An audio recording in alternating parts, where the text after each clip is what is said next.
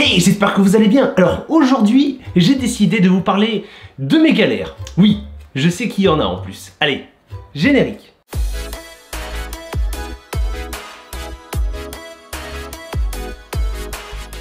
Bon, maintenant ceux qui me connaissent depuis quelques temps savaient que je suis un peu poisseux. Ah oui, ça c'est sûr, t'as une poisse légendaire. Ah je dirais, t'es devenu une légende. Oui, c'est pas faux. Disons qu'il m'arrive toujours des trucs totalement improbables. À commencer par mes saisons de vlog, au Japon, en Corée. Mais si seulement ça s'arrêtait là.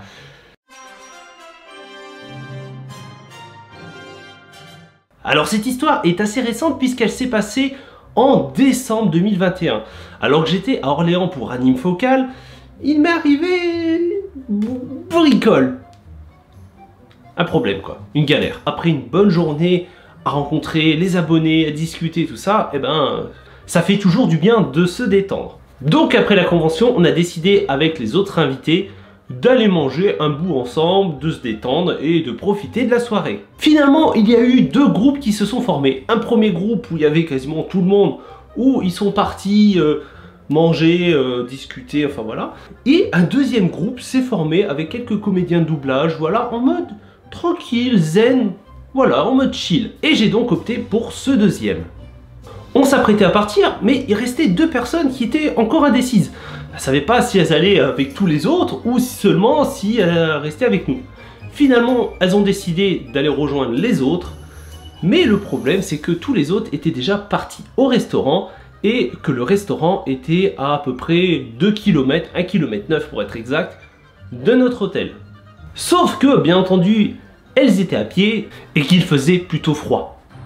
Oh les pauvres, tu les as aidés, j'en suis sûr. Et oui, évidemment, vu que je suis le gars plutôt sympa qui aime aider les gens, et que j'avais surtout ma voiture, eh ben je leur ai dit, bah écoutez, plutôt que d'y aller à pied, je vous emmène. Comme ça vous évitera de marcher dans le froid et vous pourrez rejoindre les autres plus rapidement. Tu vois le truc arriver là? Je programme mon GPS et en avant. J'arrive à un feu, le restaurant était à peu près une centaine de mètres, donc plus très loin. Et étant donné que je repartais du feu, je devais avoisiner une vitesse de 30-40 km/h. Je devais donc me mettre dans la voie de gauche pour pouvoir tourner et aller au restaurant. Je contrôle mon angle mort, je mets le clignotant et je tourne. Jusque là, aucun souci. Et une fois que la voiture était comme ça, prête à tourner, j'entends un grand coup de frein et je vois une voiture nous foncer littéralement dedans. Comme ça. Et là, je dis, mais c'est pas possible. Elle m'était rentrée dedans. Mais littéralement. Je venais de me faire rentrer dedans par une voiture qui roulait littéralement trop vite et qui n'a pas maîtrisé son véhicule. Visiblement, la voiture roulait encore. Je vérifie que l'autre personne ne prenne pas la fuite. Et du coup, on se dirige sur un parking qui est juste un peu plus loin, à côté du restaurant. Au final, le chauffard était une femme qui était toute seule dans sa voiture et qui était de très mauvaise foi. Mais vraiment, qui assurait que je lui avais coupé devant. Mais le problème, non. Et c'est surtout que elle m'a dit, oui, c'est comme l'autoroute ici, faut rouler. Oui, mais je repartais d'un feu. Au bout d'1h30, le constat était rempli.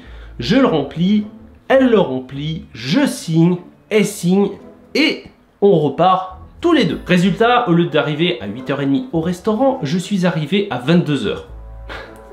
J'ai passé une soirée mais pourrie. Mais ça ne s'arrête pas là.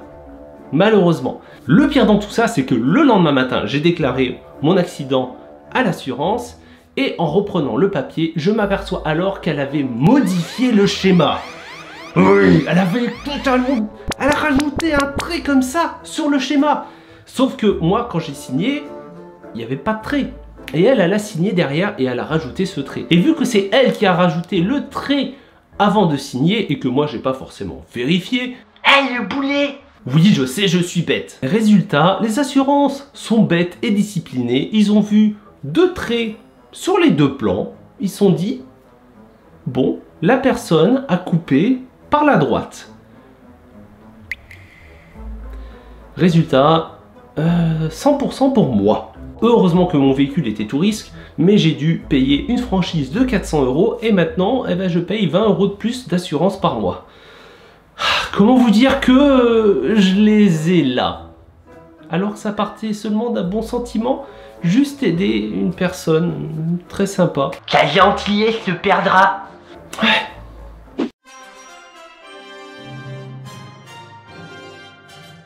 Alors pour cette deuxième histoire, on va remonter un peu plus en arrière, c'est-à-dire en 2002. Oui, ça date. À l'époque, je faisais un apprentissage en vente. Et donc, c'était l'été et j'ai décidé de faire le trajet à vélo, sachant qu'il y avait à peu près 10-15 km.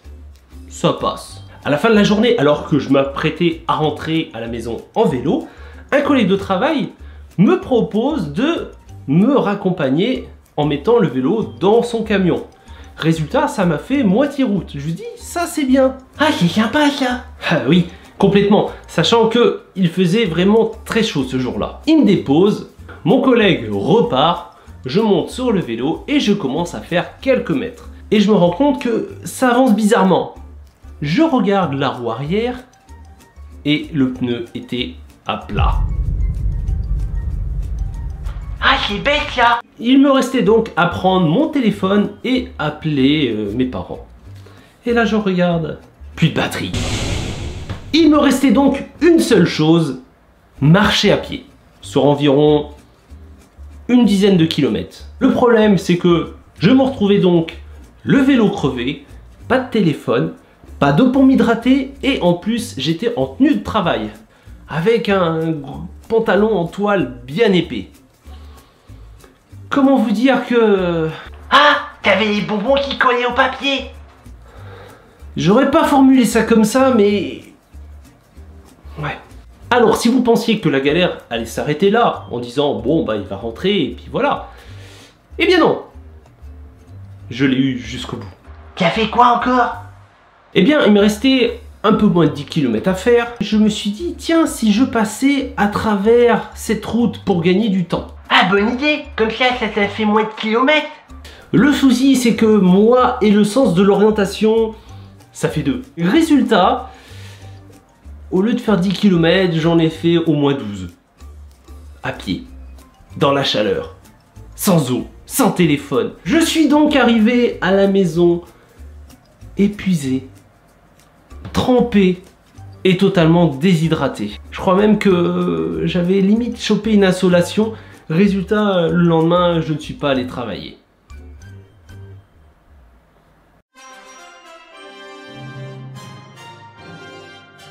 Alors cette histoire remonte à l'année dernière, en octobre plus précisément, pour le hashtag festival, qui était d'ailleurs un très bon salon, où j'ai vraiment kiffé à y aller. Le soir de la première journée, il y a toujours une soirée organisée ou qui s'improvise avec les invités.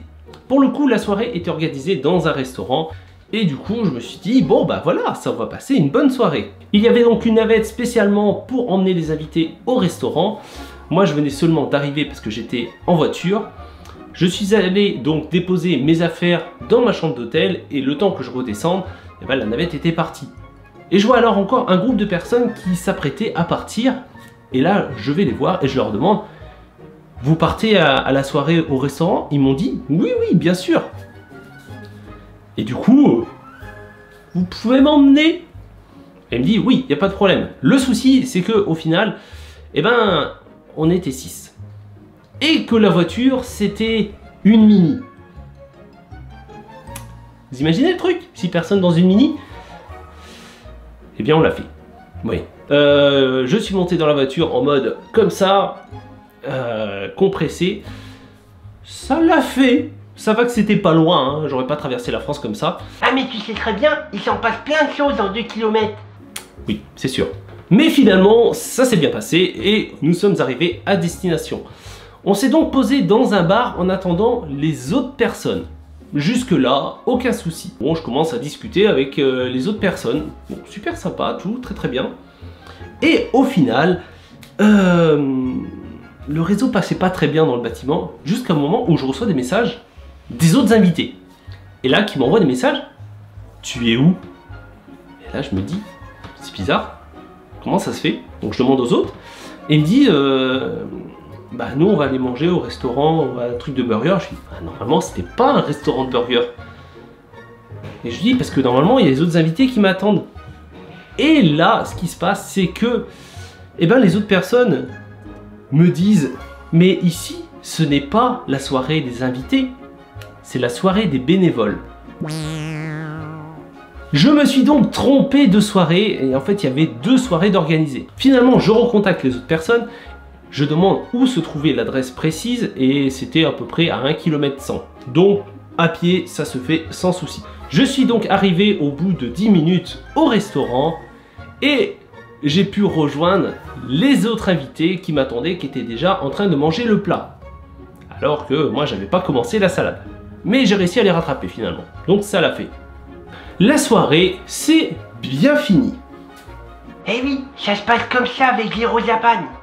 Tout ce que je peux vous dire, c'est qu'il s'est passé plein d'anecdotes. D'ailleurs, j'en ai eu encore des nouvelles qui sont produites entre temps. Alors peut-être que si ça vous intéresse, je pourrais vous faire d'autres vidéos là-dessus. Mais en attendant, je peux vous en donner quelques petites anecdotes furtives. Comme la fois où je fais refaire entièrement ma voiture.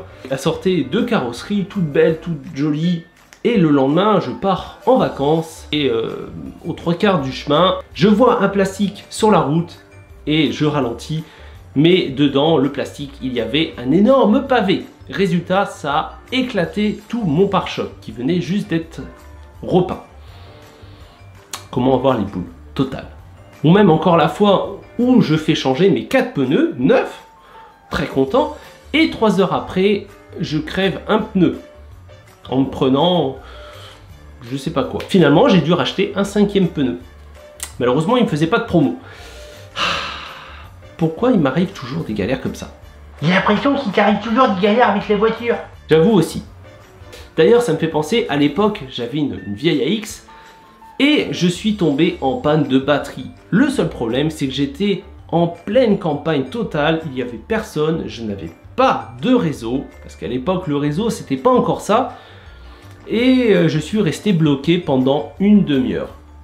Heureusement, une voiture arrive, je lui fais signe de s'arrêter, elle s'arrête, et par le plus grand des hasards, il s'agissait d'un mécanicien qui travaillait chez Citroën. Parfait pour remettre en service la voiture, AX. Ou bien une autre fois, j'avais une autre voiture, je roule et là j'entends... Qu'est-ce qui se passe? J'ai juste la ligne d'échappement qui s'était décrochée et qui traînait sur la route. Magnifique. Je peux vous dire que ça fait du bruit sans ligne d'échappement.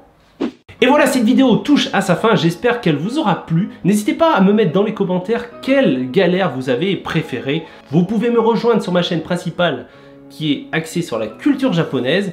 Et si vous aimez le gaming, je vous attends tous les jours sur ma chaîne Twitch. Après, pour tout ce qui est exclusivité, c'est sur Instagram et TikTok que ça se passe. En attendant, prenez soin de vous, portez-vous bien et passez une bonne journée. Car une bonne journée, ça ne s'oublie jamais. Allez,